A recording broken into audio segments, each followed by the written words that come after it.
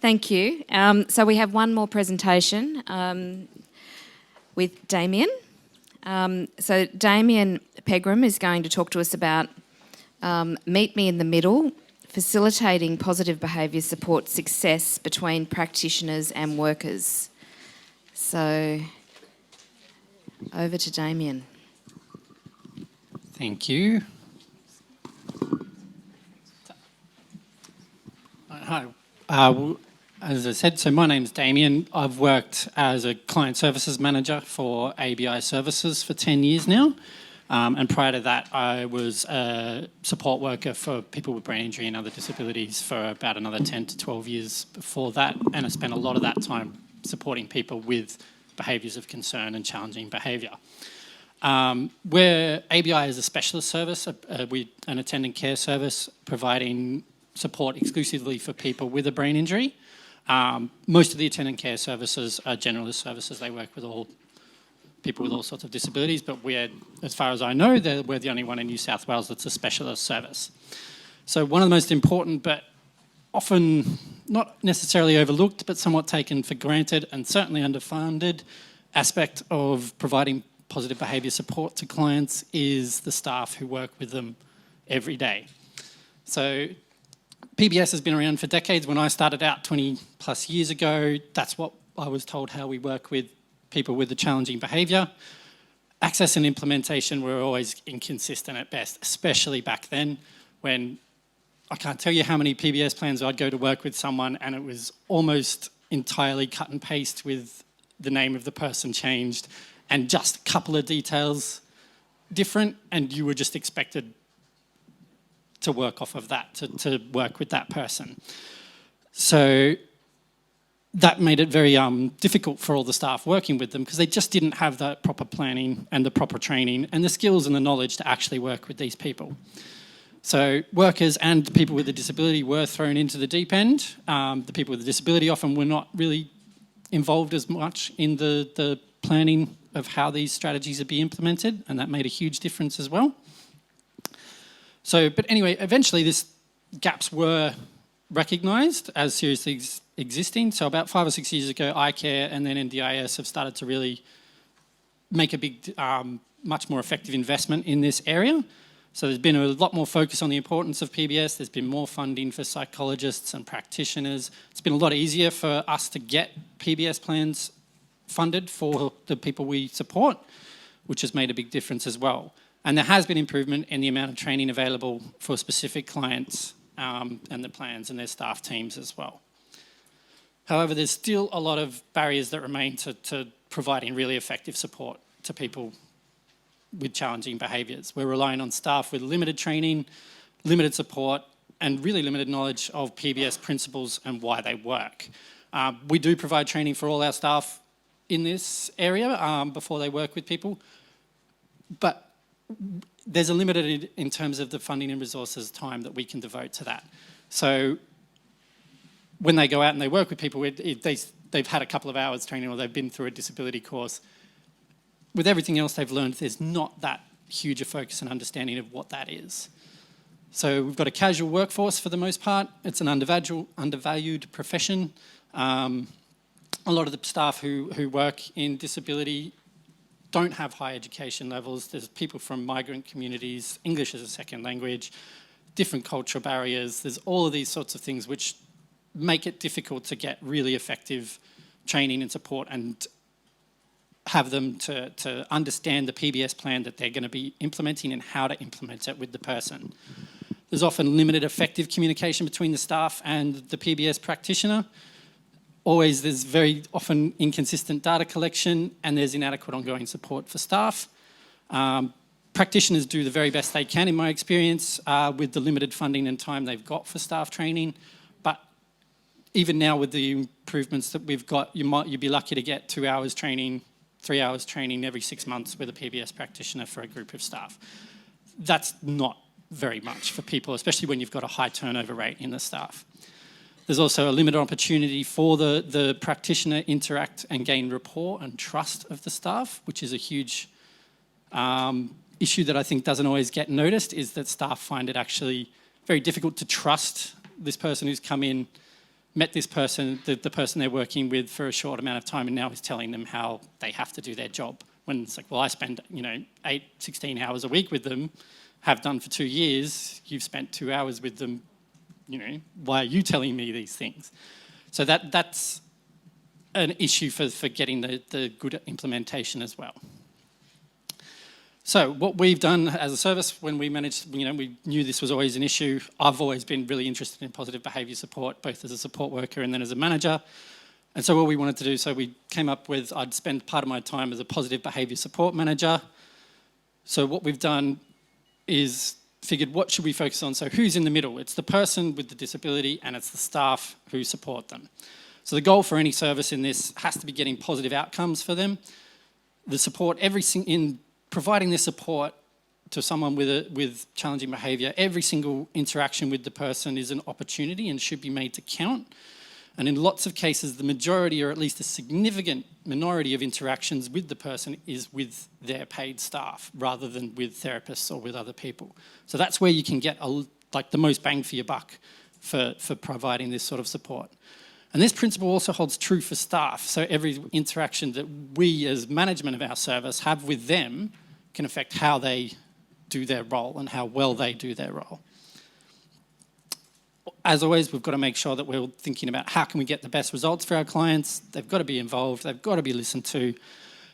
They should be supported by staff that they have trust and have choice and control over how staff support them. And again, that's not always easy to do as a service because it's a casual workforce. We've got multiple clients who might want to have the same staff. We've got to work with, especially now with COVID isolation guidelines, we're spending half our time rostering just to cover shifts. But the better and more consistent a staff team working with someone, the better results you're going to get, especially if they're trained, they're skilled, they're motivated, and they're supported. So there are real structural and systemic barriers to services providing the best support to people. Staff are, as I said, they're undervalued, they're not well paid. There's limited requirements and opportunities for education and training. The vast majority of the workforce is casual.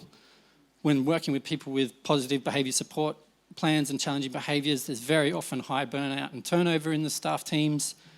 So what we all know is that the best results come when the staff team's consistent, when the staff know there's a plan, and they need to know how that plan is going to improve things. If they don't know how it will, then they're not likely to take it terribly seriously. They need to feel listened to and have their knowledge and skills respected, which is a massive barrier as well, that very often staff do feel that, well, I've worked with this person, I've managed these for years, and now I'm told I'm doing it wrong. That is a barrier that you have to get over with those staff and work out the best way to support them to support the client. And the staff do the best job when they're given practical strategies, like what do I do in this situation? And they have to feel confident that they can actually implement them. It's no good having a strategy that says, do this in this situation, and then you tell the staff that, and they're like, well, I'm not going to do that because I'm going to get screamed at in the shopping centre for 10 minutes. And it's not going to happen. And so then you've got to go, well, okay, cool, we've got to change the plan. There's no point having that as a strategy if they're not going to do it. So we need to focus on the things we can control, which is the staff, giving our staff the best chance and training to do the best job possible.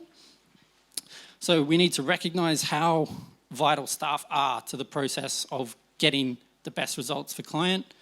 We as a service wanted to improve the level of knowledge and skills of our staff. We needed to help them feel listened to, supported and respected.